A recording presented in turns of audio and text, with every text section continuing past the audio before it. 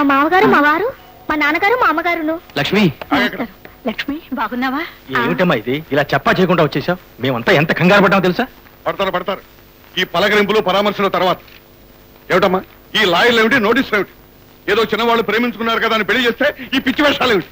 క్షమించండి మామయ్య గారు, మీరు కూర్చోండి. నువ్వు రామ్మా. మీరు ఇదివరలో వేసిన పిచ్చి వేషాలకు ఇది కేవలం ముక్తాయింపు మామగారు. మా పెళ్లి జరిపించింది మా సుఖం కోరి కాదు, మీకు వేరే గతి లేక అని నువ్వు అనుకుంటున్నావు. నేనే కానీ తలుచుకుంటే నీ గతి ఏమయ్యేదో తెలిసేది, ఏ కోర్టు తీర్పిచ్చేదో తెలిసేది. తప్పుడు పని చేస్తే ఏ కోర్టు సమర్థించదు ఆదిశేషయ్య గారు. వీరేనేమిటమ్మా మీ మామగారు? మావారు చిరంజీవ చూడండి, మీరు మీ కోడల మీద కేసు పెడితే మీకు మనవడు పుట్టాక తీర్పు వస్తుంది. ఆ మనవడికి పెళ్లి అయ్యాక మీకు జైలు విముక్తి కలుగుతుంది. ఇష్టమేనా? ఓహో, తమరేనేంటి మా కోడల గారి తరఫున వకీలు గారు? సరే సరే, మీ తాడాకు చప్పులకి మేమేం బెదరం. మాకు కూడా ఆంజనేయ లాంటి లాయర్ గారు ఉన్నారు. ఇకనే మీ జాతి వారిని ఎన్నుకున్నారన్నమాట. సంతోషం, వెనక చూపుంది. చూడండి, వెనకటి మీలాంటి మామగారు ఒక ఆయన కట్నం కేసులో ఇరుక్కుని శిక్ష పడి ఇప్పుడు వరంగల్ జైల్లో తాటాకు తాపలు అల్లుకుంటున్నాడు. మీకు అల్లికలు వచ్చా? ఇందాక నుంచి చూస్తున్నాను. ఏమిటండి మీరు కోర్టులు శిక్షలు అంటున్నారు? లక్షణంగా పెళ్లి చేశాను, ఇంటి కాపురానికి తీసుకొచ్చాను, హాయిగా ఉండమన్నాను. ఇదా నేను చేసిన అపరాధం? కట్నం పుచ్చుకున్నారా? కట్నం ఏంటండి? బోడి కట్నం. కట్నం అంటారేంటండి? కట్నం ఎంబీబీఎస్ చదువుకున్న కుర్రాడికి, అంకిల్ ఆదిశేషయ్య కొడుక్కి ఆఫ్టర్ ఆల్ 40,000 పెద్ద కట్నమా? ఇంత పెద్ద ఇస్తట్లో ఇంత ఉప్పేసినట్టు. బ్లడ్ ప్రెషర్ ఉన్నప్పుడు ఇంత ఉప్పు కూడా నిషేధమేనండి. కట్నం పేరుతో గడ్డిపరక తీసుకున్నా చట్టరీత్యా నేరమే. మీరు పుచ్చుకున్నారా లేదా అన్నదే నా పాయింట్. ఏమండి జగన్నాథం గారు, ఈయన కట్నం పుచ్చుకున్నారా లేదా? అదిగో ఆయన గుమాస్తా గారు గురునాథం గారు పక్కనే ఉన్నారుగా, ఆయన అడగండి. ఏం గురునాథం గారు? అక్కడికి మిగతా 1,60,000కి ప్రామిసరీ నోట్ రాసి ఇవ్వకపోయినా ఒప్పుకున్నారు కదమ్మా. అంతకన్నా ఏం చేయగలరు పాపం మా అయ్యగారు లాయర్ గారు. కట్నం నీకు పొందా? అదేదో వాళ్ళు బహుమానంగా ఇచ్చింది, కాదలేకపోయాం. మంచిదే. ఈ సాక్ష్యాల ఆధారంగా కోర్టు వారిచ్చే ఆ బహుమానం కూడా పుచ్చుకుని వరంగల్ జైల్లో తాటాకు చాపలు అల్లుకుంటూ కూర్చోండి. ఏమిటండి మీరు? వాద ప్రతివాదనలు నాకు అనవసరం. నా నోటీస్ ప్రకారంగా సదరు మీ అబ్బాయిని నా క్లయింట్ అయిన లక్ష్మికి అప్పచెప్పేసి వెళ్ళిపోండి. ఏమిటండి అబ్బాయిని అమ్మాయికి అప్పచెప్పడం ఏమిటండి? మేమేమైనా ఈ షరతుకు ఒప్పుకున్నామా? అప్పుడు ఒప్పుకోలేదు, చచ్చినట్టు ఇప్పుడు ఒప్పుకోండి. మీ అబ్బాయిని ఆ అమ్మాయి కొనుక్కున్నాక ఏం చేస్తారు పాపం? ఏమిటండి మీ తలతెక్క వాదనలు? భార్య భర్తను కొనుక్కోవటం ఏమిటండి? బహుమానంగానో భాగ్యంగానో మీరు అనుకున్న 40,000 రూపాయలు పుచ్చుకుని మీ అబ్బాయిని వారి అమ్మాయికి ఇచ్చేశారు కదండి. మా అబ్బాయిని వాళ్ళ అమ్మాయికి ఇవ్వటం ఏంటండి? వాళ్ళ అమ్మాయినే మా అబ్బాయికి ఇచ్చి కన్యాదానం చేశారు. అలాగా? ఇదిగో బాబాయ్ గారు శుభలేఖ. ఆదిశేషయ్య గారు, ఈ శుభలేఖ వేడపెళ్లిదేగా? అవును. మీరు చూసి ఆమోదించిందేగా? అవును. చదవండి. ఎందుకని చదవటం? అబ్బా చదవండి. స్వస్తి శ్రీ చంద్రమాన భాద్రపద నామ పేర్లు పేర్లు పేర్లు. మా రెండవ కుమారుడు చిరంజీవి మురళీమోహన్, ముత్యాల జగన్నాథం బాబు గారి రెండవ కుమార్తె చిరంజీవి సౌభాగ్యవతి లక్ష్మీదేవికిచ్చి. ఉండండి. మురళీమోహన్ ను లక్ష్మీదేవికిచ్చి. అది అంటే మీ అబ్బాయిని వారమ్మాయికిచ్చి, అంతేగాని వారమ్మాయిని మీ అబ్బాయికి ఇచ్చి మాత్రం కాదు కదా. ఓహో, అదే సంగతి. సరే, ఎవరెవరికిచ్చో నేను తెలుస్తాను. ఏమిటండి తేల్చేది? తేట తెల్లంగా అంతా తేలిపోతేను. చూడండి, మనం సంతలో ఒక ఆవునో గేదెనో కొన్నాం అనుకోండి, దాన్ని అమ్మిన వాడింట్లోనే ఉంచి పాలు బితుక్కోం కదా, కొన్నవాళ్ళం తీసుకుపోతాం. అలాగే జగన్నాథం గారు వారి అమ్మాయికి మీరు అడిగినంత డబ్బు ఇచ్చి మీ అబ్బాయిని కొనిపెట్టారు. అంటే ఈ పరిస్థితుల్లో మీ అబ్బాయి కూడా ఒక గేదో ఆవు లాంటి వాడో అనుకోండి. అంటే మమ్మల్ని ఆవులుగాను గేదెలుగాను తమ కడుతున్నారన్నమాట. మరి మీరు వారింటికి వెళ్ళి వాళ్ళ అమ్మాయిని బేరవాడినప్పుడు వాళ్ళని మీరెలా దమ కట్టారండి? మనుష్యులుగానా పశువులుగానా? ఆలోచించండి. చూడండి ఆదిశేషయ్య గారు, ఆడపిల్లల్ని కన్నవాళ్ళు అన్నిటికీ నోరు మూసుకుని అడిగిన దానికల్లా ఒప్పుకుంటున్నది గతి లేక, గత్యంతరం లేక. అల్లారు ముద్దుగా పెంచుకుంటున్న తమ ఆడకూతళ్ళని అత్తవారింటి గడపల మీద బలిచ్చుకోలేక, పుచ్చుకున్న కట్నం చాలక, సారినా ఇంకా రాబట్టాలనే ఆశ చావక అత్తమామలు పెట్టే హింసల్ని కోడళ్ళు భరించారా సరి, లేదా ఎవరైనా ఇలా ఎదురు తిరిగితే ఏమిటండి మన సమాధానం?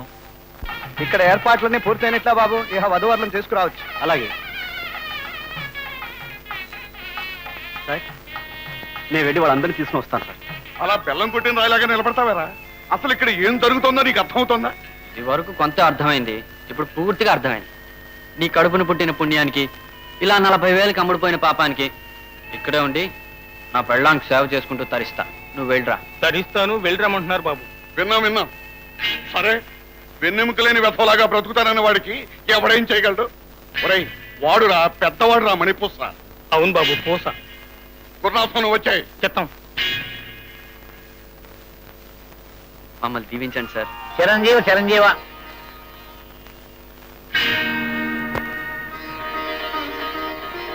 మా అమ్మగారు కూడా వచ్చారండి. మా వారు. నమస్కారం అండి. నమస్తే. ఈరోజు సుజాత గారి పెళ్ళండి. అవునానా? అక్కే ఇక్కడే ఉంటోంది. రావు గారిని ఎంతో గొప్పవారు, బాగా చదువుకున్నవారు. ఆయనతో. అవునండి, మేము ఎందరో ఉండి ఎన్ని చేసినా కాళ్ళు కడిగి కన్యాదానం చేసే తల్లిదండ్రులు దగ్గర లేకపోయారే అని మనసులో బాధపడుతూనే ఉన్నాం. నిజంగా సుజాత గారు చాలా అదృష్టవంతులండి. మీరు వచ్చారు.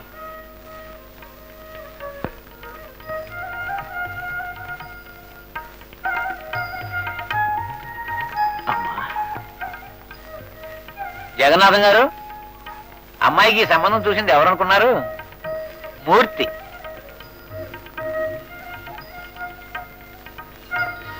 నిజంగా ఇటువంటి మంచి మనిషి అండ దొరకడం అమ్మాయి అదృష్టం. నాకే కూతురుంటేనా ఇదే ముహూర్తానికి పూర్తి ఇచ్చి పెళ్లి చేసి ఉండేవాడి. ముహూర్తం టైం అవుతుంది సార్, బయలుదేరండి. రండి. రామ్మా. సార్, ముహూర్త బలం అంటే ఇదే అనుకుంటాను. సుజాత గారు నాన్నగారు వాళ్ళ అమ్మాయి కూడా వచ్చారు. మీరే రావు గారు. చాలా సంతోషం బాబు. మూర్తి మీ గురించి అన్ని వివరాలు చెప్పాడు. మేము కూడా సుజాతకి ఇంత మంచి సంబంధం తేలేము. మా అమ్మాయి నిజంగా అదృష్టవంతురాలు. మరైతే ఇప్పటికైనా మూర్తి ఎలాంటి వాడు, ఎంత మంచివాడో అర్థం చేసుకున్నారా? అర్థం చేసుకోవడమే కాదు బాబు, నాకే గనక ఇంకో కూతురు ఉంటుంటే మూర్తి చేసిన ఉపకారాన్ని కాళ్ళు గడి కన్యాదానం చేసి ఉండేవాడు. పెళ్లి కొడుకున్న మనవడరా, తప్పండి. యారా, ఇంత పెద్ద శుభకార్యం నాతో చెప్ప చేయకుండా జరిపించేద్దామని. నువ్వేమిటి ఇక్కడ? మా బామ్మండి. తెలుసు మూర్తి, మీ బామ్మగారిని రమ్మని నేనే కబురు పంపాను. ఏమ్మా, ఏదో రైలు స్నేహం సామెతలా కాకుండా చక్కగా సంబంధం కలిపేశావు. అందుకే అంటారు, కళ్యాణం వచ్చినా కక్కు వచ్చినా. ఇక్కడ కూడా ఏంటి బాబు అలా కూర్చోబెడతా? ఏడ్చావులే, ఏదో అదృష్టం కలిసి వచ్చింది కదా అని గొప్పలు పోకు. ముద్ద బంతి పూలా ఉందిరా పిల్ల. ఇదే 3 పుట్ల కట్నం నీకు. బామ్మా. మూర్తి, మీ బామ్మగారు చెప్పింది నిజం మూర్తి. కుటుంబరావు గారు ఆవిడకి అన్ని విషయాలు చెప్పారు. అవునరా మూర్తి, నువ్వు సాధించాలనుకున్నది ఏమిటి? సుజాత గారి మనసుకు నచ్చిన మనిషి, అన్ని అర్హతలు ఉన్న మనిషినిచ్చి పెళ్లి చేయాలని. ఏం జగన్నాథం గారు, నీ ఉద్దేశం కూడా అదే కదా? అదే కదా బాబు ఏ తండ్రైనా కోరుకునేది. సో మొట్టమొదటిది ఆమె మనసుకు నచ్చిన మనిషి, మనసారా కోరుకునే వ్యక్తి. అది నేను కాదండి, మూర్తి. అవునండి, సుజాత గారు మనసు విప్పు నాకంతా చెప్పారు. అందుకే ఇలా ఏర్పాటు చేశాను.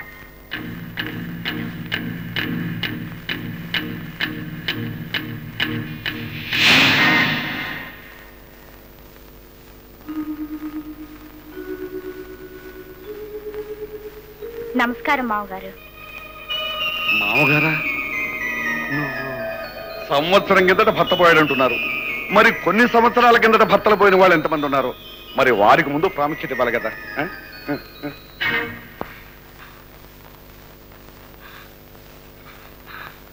మోహన్! మోహన్! అవును, ఆ సత్యవతే మీ పెద్ద కొడలు. ఏమిటా నువ్వు మాట్లాడేది? నీకు మతిపోయిందా, పిచ్చెక్కిందా? మా మతులు పోవడానికి కారణం మీకు డబ్బు మీద ఉన్న అత్యాశే. నాకు పిచ్చెక్కడానికి కారణం నా వ్యక్తిత్వాన్ని మర్చిపోయిన అజ్ఞానం. ఈ 2 నయం కావటానికే ఈ పని చేశాను. శభాష్ పెద్దబాబు, మహాబాగా చెప్పారు. ఆగండి.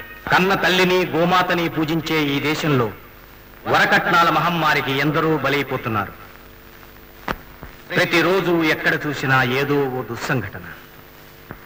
అడిగిన కట్నం ఇవ్వలేదను, ఇచ్చిన కట్నం చాలదను, అత్తమామలు భర్త పెట్టే రాపిడికి చూపించే రాక్షసత్వానికి తట్టుకోలేక ఎన్నో ఆత్మహత్యలు, బలవన్ మరణాలు. ఈ దారుణ హింసాకాండను అరికట్టలేమా? ఈ కట్నాల గొడ్డళ్లతో కన్నవాళ్లని, కన్నెపిల్లల్ని నరికేస్తుంటే చూస్తూ ఉండాల్సిందేనా? ఇది చట్టాల వల్ల, శాసనాల వల్ల పరిష్కారం కాదు. మనిషిలోనే నైతిక పరివర్తన రావాలి. ఆత్మ పరిశోధనతో వారే ఈ కుళ్ళును కడిగేయాలి. అవగాహనతో ఈ సమస్యను పరిష్కరించాలి. సంతలో పశువుల్లాగా ఆడపిల్లలను కొనుగోలు చేసే దళారి తండ్రులను అవసరమైతే ఎదిరించగల ఆత్మస్థైర్యం ఉన్న సుజాత లాంటి యువతి ఈ సమస్యకు మొదటి పరిష్కారం. డబ్బుకు తాకట్టు పెట్టే తల్లిదండ్రుల స్వార్థానికి యువకులు తలవంచకూడదు. స్వయం శక్తితో భార్యను పోషించగలనన్న మొగసిరితో పెళ్లి చేసుకున్న మోహన్ లాంటి యువకుడు ఈ సమస్యకు రెండో పరిష్కారం. అలాంటి యువతీ యువకుల సంస్కారానికి చేయూతనిచ్చే సమాజం ముఖ్యంగా కావాలి. ఆ సమాజానికి సజీవమైన మూర్తి లాంటి ప్రతినిధి మూడో పరిష్కారం.